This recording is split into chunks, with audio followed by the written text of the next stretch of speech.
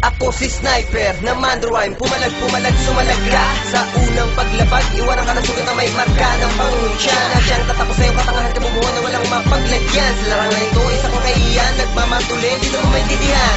Sa madalas na mataas na ang ere, kala mo kung sino namasta ang peke. Na ang buong pagkatao mo, tila ba malas mo? Sige, labas mo na ang alas mo, para makalala ka naman kahit na papaano. Nagtutulad tula, isa ka na malata na kahit na ilang beses na tumira, hindi na tama, kahit lumagay ka. Gusto ka na babagay, di ka dapat aihanay sa mga matitibay makipagdigma. Mag-aangas ka pa ba? Kung bitaw mo walang tama para lakas sa kumbata, di ka pwede tawagin makata. Wala lang kita, di ka makakahabol sa akin kahit anong tuloy, di kaya nahabulin si Sniper.